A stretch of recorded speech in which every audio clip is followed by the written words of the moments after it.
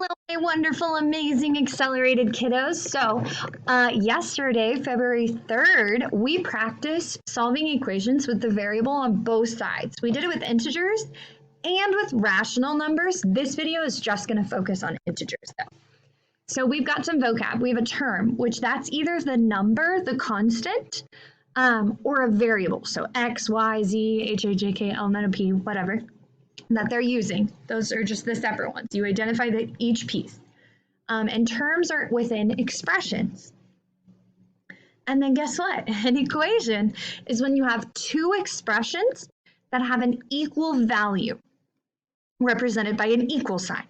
So that could be a 1 or 2 step equation like what we've seen before, like 2x plus 3 equals 5, or like the equations we were working with yesterday, which you're going to see some below. A variable is your symbol, usually a letter, for a number that is unknown, and your coefficient is the number in front of the variable. That's important for this. As well as we know the constants. The constants is the number all by itself. We have some steps for solving these equations with the variable on both sides. Step 1 is use powers of 10 or least common multiples to eliminate rational numbers. But remember, I'm focusing in this video on integers, so we won't use step 1. Step 2 is box all variables, including their signs and their coefficients, and circle all constants, including their signs. Combine like terms if needed, and then identify the smallest coefficient and apply inverse operations. Then you'll be left with one variable. And last but not least, apply inverse operations to isolate the variable, okay? So I'm looking at this problem, and I still have the steps here. Oh yeah, I don't have rational numbers, so step 1, I don't have to do. Now I need to box my variables. So negative 6x is a variable, so I box it. Negative 29, that's a constant. 5x, there we go. Variable, negative 7, that's a constant.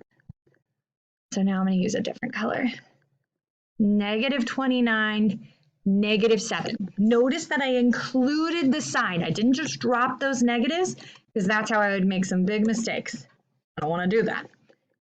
We know me, I like to put that line through the equal sign to really separate them because we need to get those variables put together. But the only way to move something across the equal sign is to do the inverse. So step 3 says identify the smallest coefficient and apply inverse operations. So I have negative 6x and I have positive 5x. So first of all, a negative is just smaller than a positive. So I'm going to look at negative 6x and I'm going to apply the opposite in order to get rid of it. The opposite of negative 6x, though, is not negative 6. It's positive 6x. And that'll make those 0. Bye! But whatever I do to one side, I have to do it to the other. So I'm going to bring down that negative 29 because I didn't do anything to it. 6x plus 5x. Oh, that's 11x. I didn't do anything to the negative 7.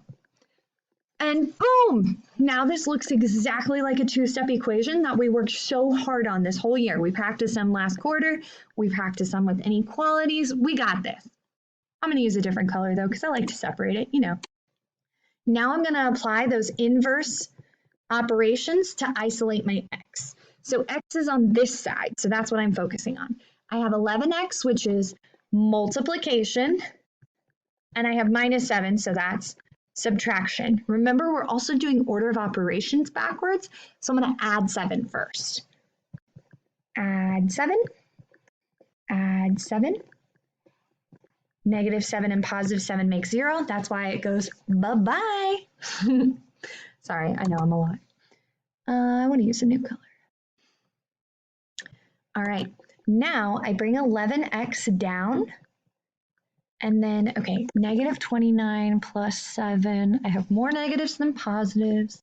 They're different signs, so I should subtract their absolute values. Oh, that's 22. So negative 22.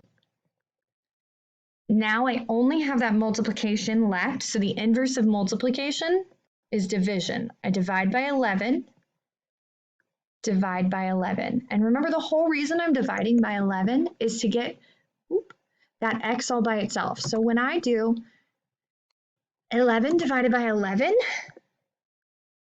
that gives me 1. That's why this variable is now all by itself. I have 1x left, and negative 22 divided by 11 is negative 2.